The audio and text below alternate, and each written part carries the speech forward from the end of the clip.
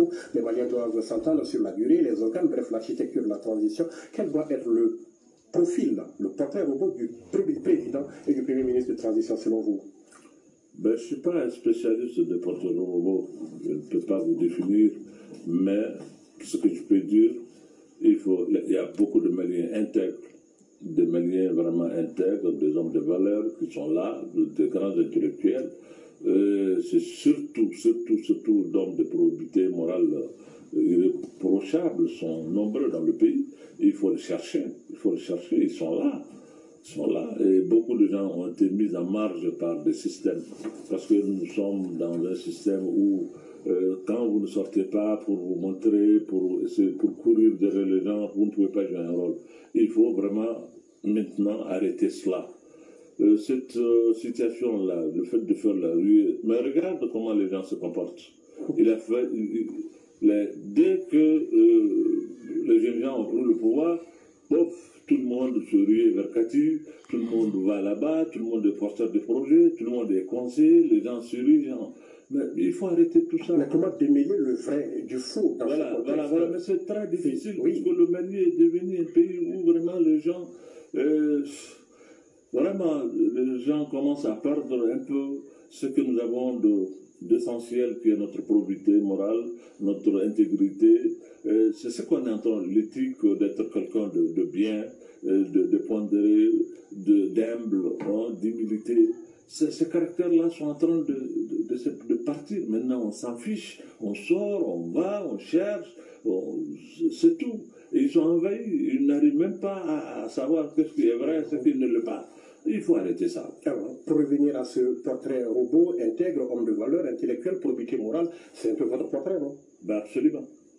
Absolument. Non, votre portrait à vous, Mamoudou, oui. Non, bon, ça, c'est vous qui le dites. Oui, c'est moi qui le dis, c'est votre portrait, non? Mais moi, je ne suis pas...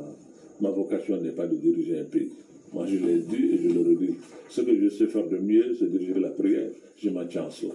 Mais Mahmoud Diko, vous avez dit en son temps à votre grand frère Ibrahim Boubacar Keïta, écoutez votre peuple, et si le peuple M5 est au-delà, le peuple demandait à Mahmoud de jouer ce rôle, est-ce que Mahmoud va écouter son peuple ou pas? Mais le peuple doit savoir ce que Mahmoud sait faire et ce qu'il ne sait pas faire. Diriger un pays demande beaucoup de choses que Mahmoud ne possède pas.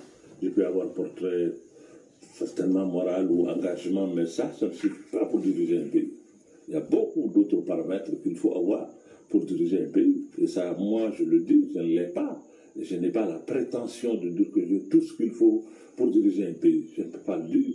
Et si, moi, personnellement, je sais que je ne peux pas, pourquoi mon pays ou mon peuple va me pousser à aller vers ce que je ne peux pas faire? Pour que je sers mon pays, il faut le faire dans des choses où je suis vraiment excellent. Et ça, c'est de la prière. Oui, bien sûr. Autre question, la durée de la transition, là, c'est de 1 an, tandis que certains au Mali voyaient la chose s'étendre à 2-3 ans. Vous êtes quelque part au milieu, mais est-ce que 1 an de transition, c'est envisageable dans ce contexte pour vous? Bon, écoutez, 1 an, c'est peut-être peu, mais il y a des dates aussi qui ont été invoquées, c'est un peu trop. Je pense réellement que moi, j'envisage 1 an, 18 mois maximum. Parce qu'il ne faut pas s'éterniser dans une transition. La vocation d'une transition, ce n'est pas de bâtir le Mali, c'est de mettre seulement les jalons, de baliser la voie pour un futur régime qui viendra par des élections. Mais quelles sont les principales missions qu'il faudrait assigner donc à cette transition, vu quand même l'étendue de ce qui a réglé au Mali? Oui, l'étendue est telle que si vous demandez à une transition vraiment de régler le problème, alors que nous avons donné ce pays à des gens qui ont dirigé pendant des décennies, et ça n'a pas été réglé, ça veut dire que la transition à elle seule ne peut pas. Maintenant, comme je l'ai dit, il faut mettre les jalons, elle est vraie. Les jalons vraiment d'une réconciliation réelle. Les jalons vraiment de trouver le moyen vraiment de réduire, en tout cas, cette situation sécuritaire qui est précaire dans le pays. Vous savez, quand je parle de réconciliation, je l'ai lié à la sécurité, parce qu'aujourd'hui, nous avons des multitudes de milices dans le pays.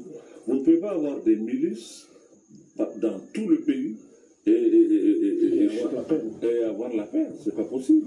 Il faut trouver une réconciliation qui va instaurer la confiance entre les différentes communautés qui habitent notre pays. Parce que notre crise, cette crise, ce qui la distingue ou la différencie de toutes les crises que le Mali a connues, de tout l'état de Modibo Keïta jusqu'à nos jours. Le régime de Modibo Keïta est parti, mais la nation malienne a demeuré. En 1991, nous avons eu l'insurrection, le coup d'État, mais la nation malienne a demeuré.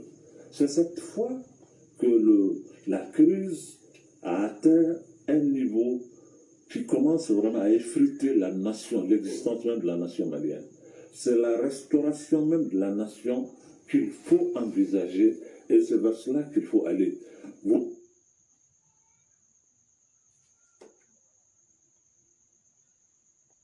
Et qui la compose. Alors, vous serez aux assises, certainement, sans doute, mais quel est le message que vous aurez envie de faire passer au cours de ces assises? Ben, écoutez, les assises, moi je suis invité pour aller à l'ouverture, certainement à la clôture, mais je ne suis pas participant. Mais je crois qu'il y a des voix aussi qui vont porter certainement ces messages, qui est aujourd'hui, nous devrons taire nos différences et pour faire violence sur nous et aller vers l'essentiel. C'est l'existence de notre pays qui est en cause. C'est vraiment la nation même malienne, la patrie malienne même qui est en danger. Aujourd'hui, tous les calculs, que ce soit du côté des militaires ou des M5 ou des autres forces rentrant ou sortant, l'essentiel aujourd'hui, c'est de se mettre ensemble. Donc j'invite tous les Maliens à se mettre ensemble, à taire leurs divergences, pour qu'une fois, nous montrons à la face du monde ce que vaut le Mali. Je l'ai dit, nous sommes un peuple debout, un peuple digne. Et nous ne sommes pas un peuple résigné, non. C'est tout ce qu'on a, cette crise, ce défi immense, je pense que les Maliens peuvent le relever. Il suffit vraiment d'interroger le génie malien, nous allons trouver les réponses pour faire face à cette situation. Votre engagement